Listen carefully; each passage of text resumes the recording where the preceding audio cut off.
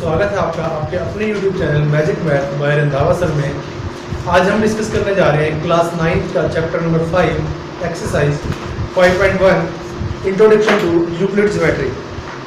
चलिए बच्चों स्टार्ट करते हैं।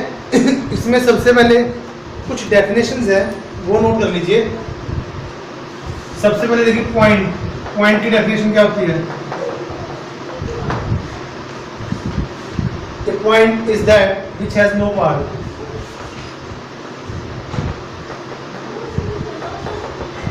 Is that which has no part. यानी जिसका कोई भी पार्ट नहीं होता उसको हम क्या बोलते हैं, पॉइंट। जैसे ये देखिए, क्या इसकी लेंथ है, कोई लेंथ नहीं है, ब्रेड्थ नहीं है, हाइट नहीं है। जिसकी ना लेंथ हो ना ब्रेड्थ हो ना हाइट हो उसको हम क्या बोलते हैं, पॉइंट। ओके। अब सेकंड लाइन। लाइन में क्या होता है, देखिए ध्यान से, लेंथ होती है, ब्रेड्थ, सिर्फ लेंथ होती है ना, ब्रेड्थ तो नहीं होती, हाइट नहीं। तो लिख लीजिए लाइन की definition. A line is a breadthless length. A line is a breadthless length. तो लाइन वो चीज होती है जिसमें लेंथ होती है लेकिन ब्रेड्थ नहीं होती। समझ में आ गया? दोनों तरफ से एरो लगा देते हैं। ओके। इसके बाद लाइन सेगमेंट।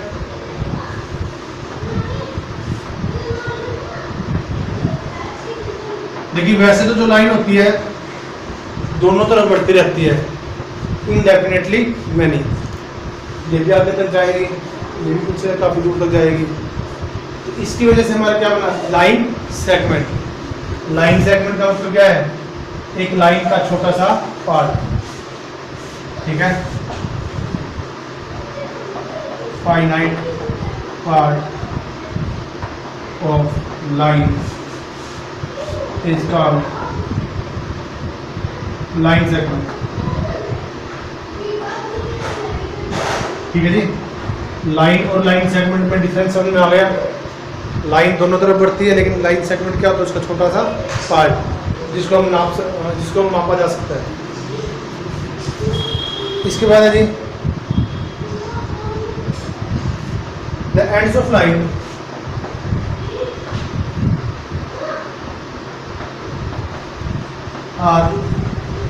जो लाइन के एंड पॉइंट्स होते हैं वो क्या होते हैं, देखिए इसके एंड पॉइंट्स क्या होंगे। जो लाइन के जो एंड होता है, देखो लाइन तो ये तो फिर भी सीधी लाइन है, लाइन आपकी ऐसे टेढ़ी भी हो सकती है। ठीक है, यहाँ पे क्या है, पॉइंट है, लास्ट में क्या है, पॉइंट है ना। और जो लाइन होती है वो कैसे बनती है, ऐसे ऐसे छोटे छोटे पॉइंट्स को मिला के लाइन बनती है। तो यहाँ पे भी पॉइंट होता है और लास्ट में भी क्या होता है, पॉइंट। ठीक है, तो the ends of a line are, क्या लिखेंगे हम यहाँ पे, पॉइंट्स। समझ गए? इसके बाद लाइन के बाद straight line.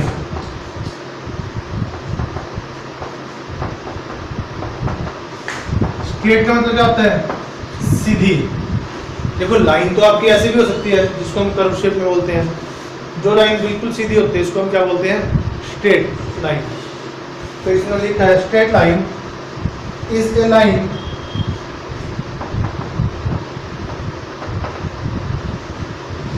which lies evenly with the points on itself, which lies evenly with the points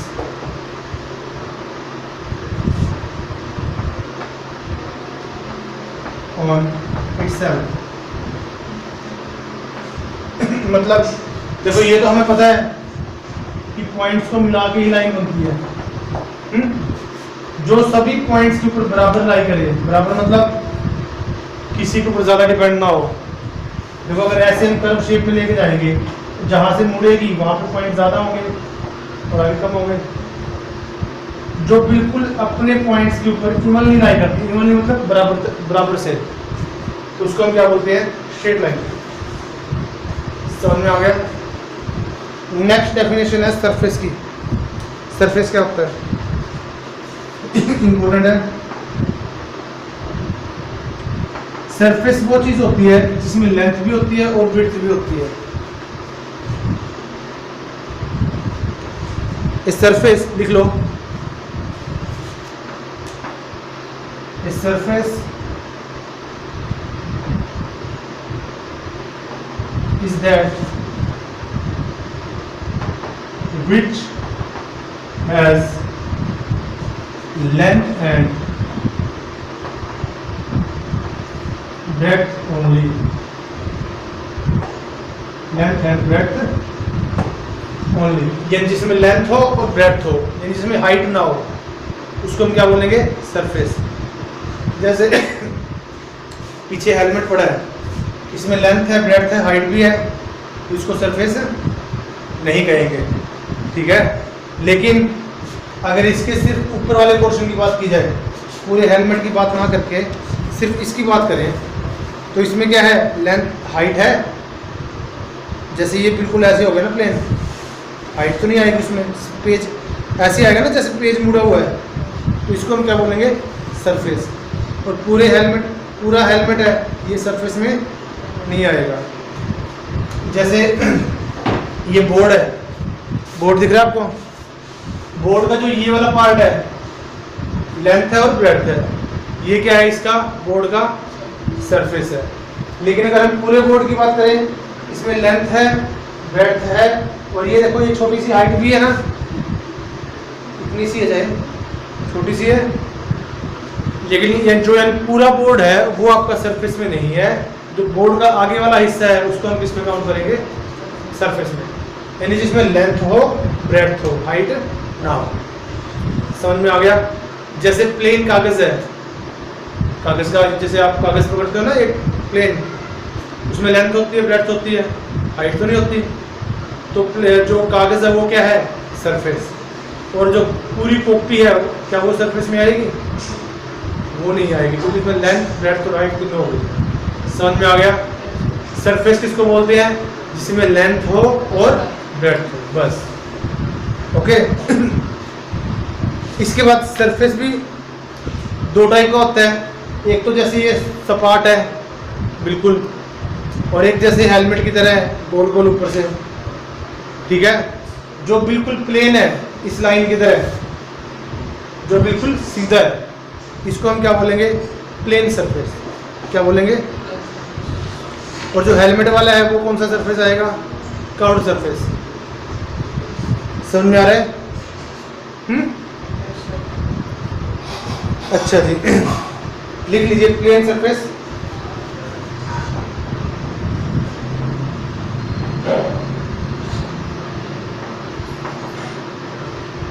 लिख लो, a plane surface is a surface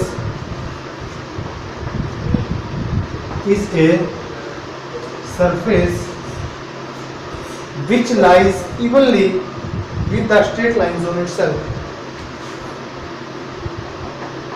which lies evenly with the straight lines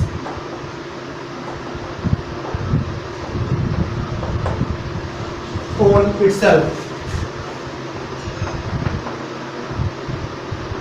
समझ में आया? सरफेस किसको बोलेंगे? देखो, जो अगर स्ट्रेट लाइंस है, दिख रही है स्ट्रेट लाइंस, इनके ऊपर इवनली लाई करे। इवन का मतलब बराबर वाले तरीके से, मतलब ऐसा ना हो कि इस पे प्रेशर ज्यादा हो, इस पे प्रेशर कम हो, बिल्कुल सबके ऊपर एक जैसा। समझ में आ गया? ओके, कोई दिक्कत?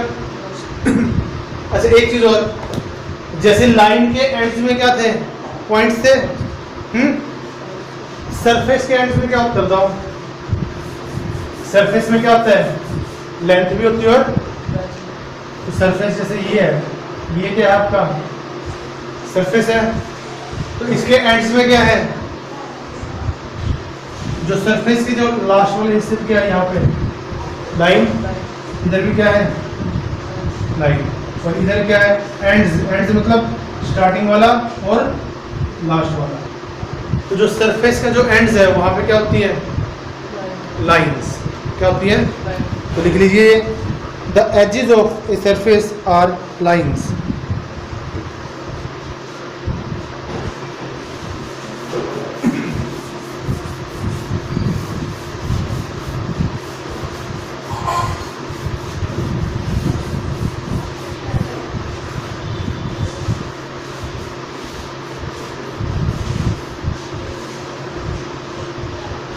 लिख लीजिए the edges of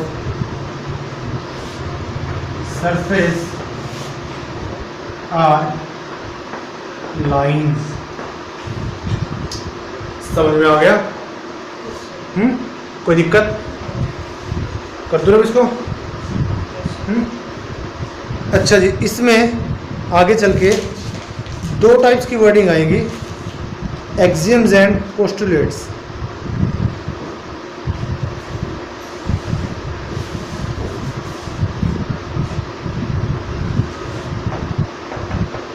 Axioms and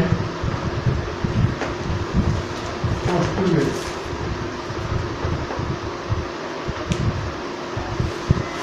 ठीक है, नोट कर लीजिए। ये होते क्या है पहले तो ये बताओ। अब एक बार बताओ, मैथमेटिक्स में हम जो भी कुछ करते हैं सारा 100% किस पे होता है? लॉजिक पे। लॉजिक पे होता है ना, कोई बिना सिर पैर की बात तो नहीं करते हम। फॉर्मूलेज भी होते हैं, उनके भी क्या होते हैं? पहले फॉर्मूलेज के पहले हम क्या करते हैं? प्रूफ करते हैं, उसके बाद यूज़ करते हैं ना। जैसे हमने फर्स्ट चैप्टर में या सेकंड चैप्टर में कुछ फॉर्मूले किए थे, उन फॉर्मूलों का सबसे पहले आपको क्या करवाया गया था? हाँ, पहले फॉर्मूले कैसे बनते हैं प्रूफ बताया था, उसके बाद उनका यूज़ किया था। समझ गए? लेकिन यहाँ पे जो ये एक्सियम्स हैं, ये कुछ ऐसी वर्डिंग्स होते हैं जिनका हम यूज़ तो करते हैं मैथमेटिक्स में, लेकिन जिनका हमारे पास कोई भी प्रूफ नहीं है।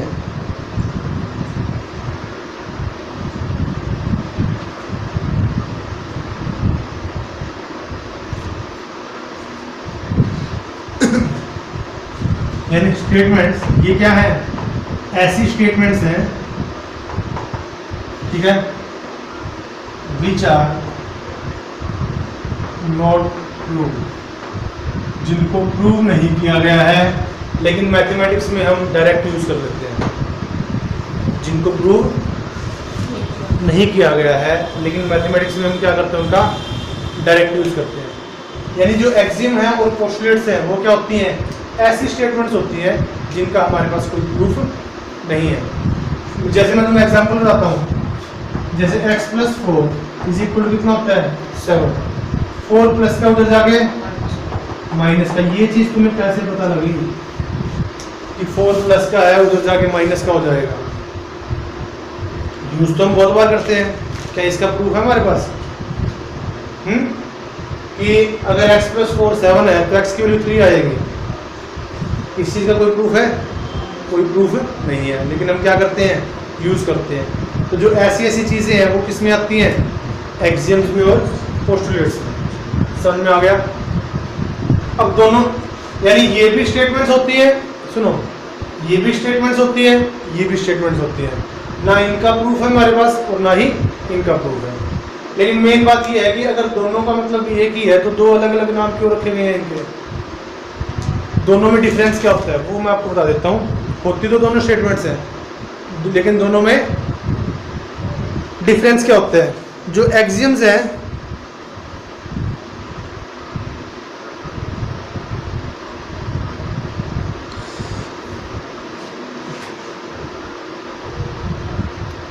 जो ज्योमेट्री से रिलेटेड है, ज्योमेट्री मतलब कंपास, स्केल, पेंसिल, जो ज्योमेट्री से रिलेटेड है स्टेटमेंट्स, वो तो क्या है? पोस्टुलेट्स। और जो ज्योमेट्री से रिलेटेड नहीं है वो क्या है, एक्सियम्स। ठीक है, ये चीज़ नोट कर लीजिए, नोट कर लो इस चीज़ को।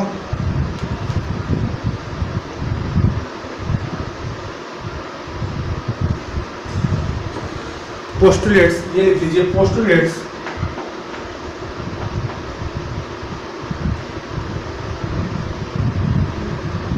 पोस्टुलेट्स ये होती क्या है, आर एजम्पशंस होती हैं, एज्यूम नहीं करते हम। ठीक है, प्रूफ नहीं होते। That are related to geometry. मतलब समझते हो ना, ये ऐसी एजम्पशंस है जिसका यूज हम किस में करेंगे, ज्योमेट्री में। जैसे ट्रायंगल है, स्ट्रेट लाइन है, एंगल्स है, ठीक है, क्वाड्रिलेटरल, पेंटागन, ये सारे किस में यूज होंगे, ज्योमेट्री में। और एक्सियम्स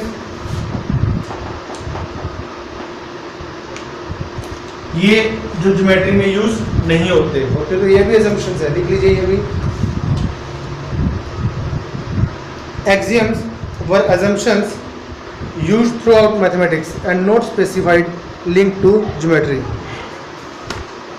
यानी ये assumptions हैं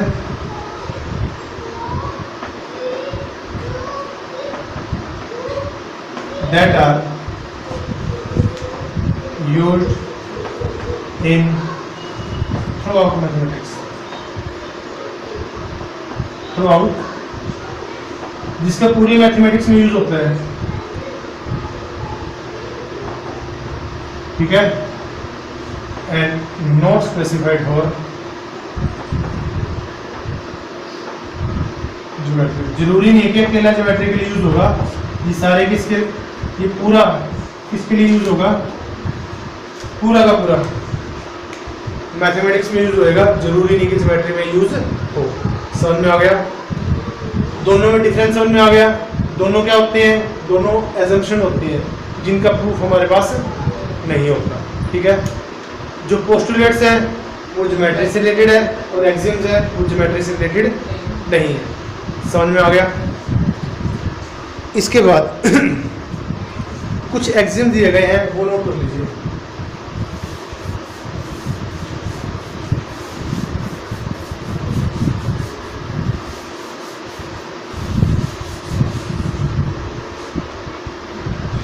सेवन एक्सियम्स हैं।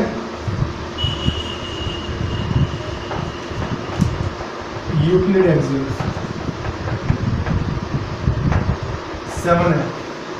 नंबर 1, पहला एक्सियम क्या है, things which are equal to same thing are equal to one another. लिख लीजिए, things which are equal to same thing are equal to one another। हम कई बार इसका यूज करते हैं, देखो ध्यान से, हम कई बार ऐसे लिखते हैं a equal to B, b equal to C. तो इसका मतलब क्या हुआ,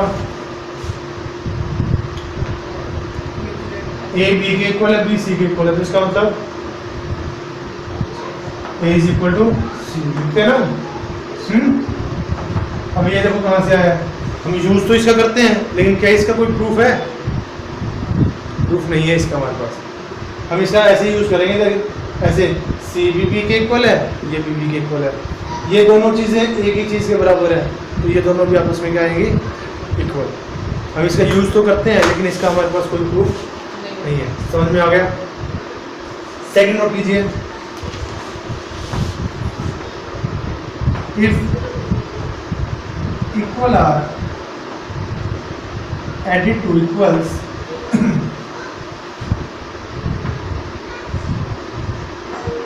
then the wholes are equal।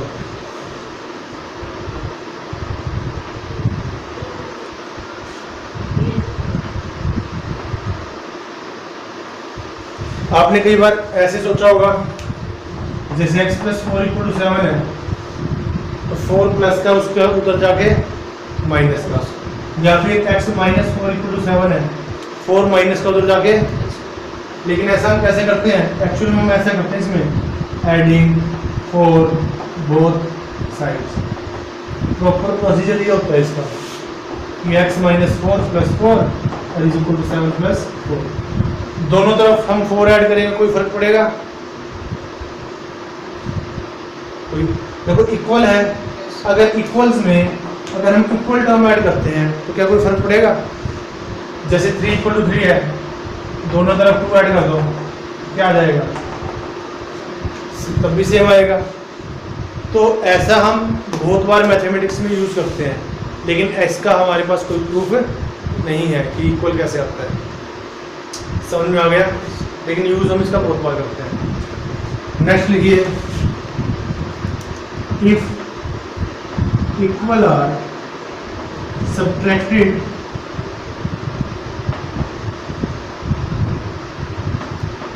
From equals the remainders are equal. The remainders are equal.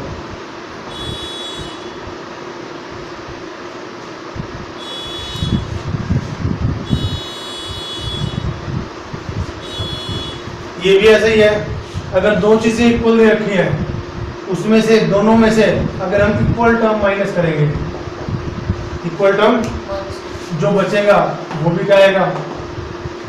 Equal आएगा। ठीक है जी, इसका भी हमारे पास कोई प्रूफ नहीं है। नेक्स्ट लिखो फटाफट, number 4, things which are coincide with one another are equal to one another. Things which are कंसाइड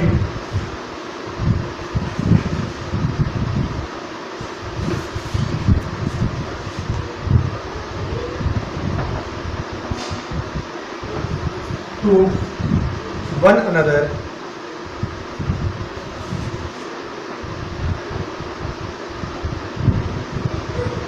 are equal to one another.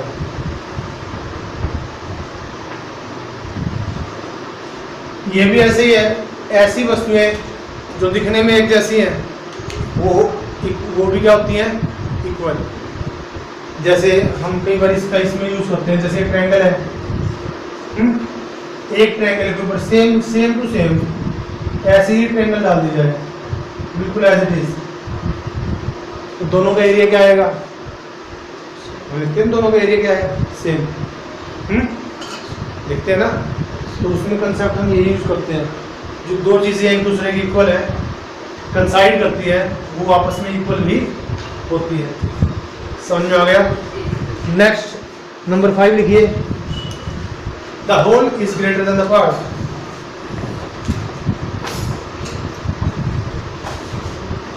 The whole is greater than the part. Whole किसको बोलते हैं? Complete. और part किसको बोलते हैं? उसका हिस्सा। अब एक बात और, जैसे इंडिया का मैप है, जैसे कोई भी मैप है, ठीक है, ये पूरा कंट्री है और ये क्या है? इसका छोटा सा स्टेट। तो होल कौन सा और पार्ट कौन सा है? ये पार्ट है और ये क्या है? होल। तो इन दोनों में से बड़ा कौन है? होल।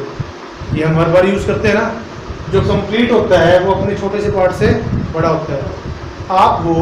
आपका एक पार्ट बाजू है, आप अपनी बाजू से बड़े हो, तो यही है, इसका हम यूज बहुत बार करते हैं, लेकिन इसका हमारे पास प्रूफ नहीं है। समझ में आ गया?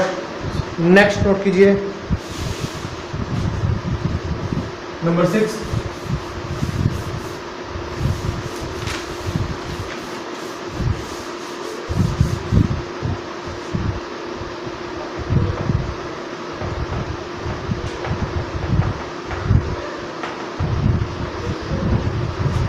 क्या लिखा हुआ है? Things which are double of the same things are equal to one another,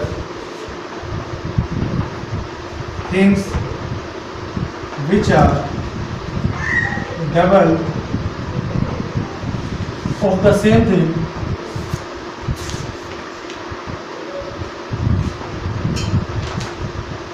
are equal to one another.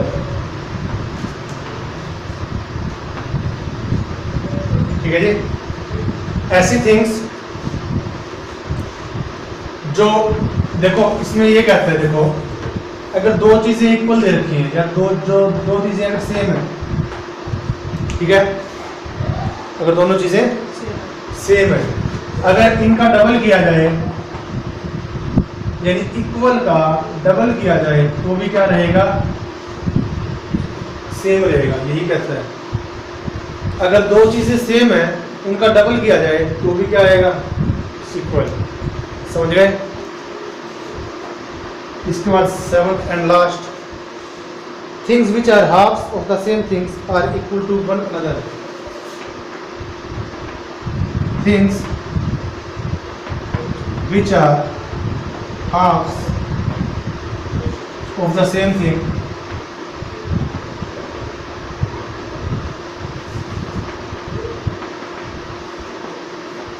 are equal to one another। ये उसका वो डबल के बारे में कह रहा था, ये किसके बारे में कह रहा है, हाफ के बारे में। यानी अगर दो चीजें इक्वल दे रखी है, अगर दोनों तरफ उनका हाफ किया जाए तो भी क्या रहेगा,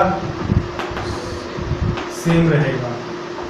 यानी इक्वल चीज़ों का अगर हाफ करोगे तब भी सेम, इक्वल चीज़ों का डबल करोगे तब भी सेम। समझ में आ गया। तो ये है यूक्लिड के एक्सियम्स। टोटल कितने हैं ये, 7। समझ में आ गया जी।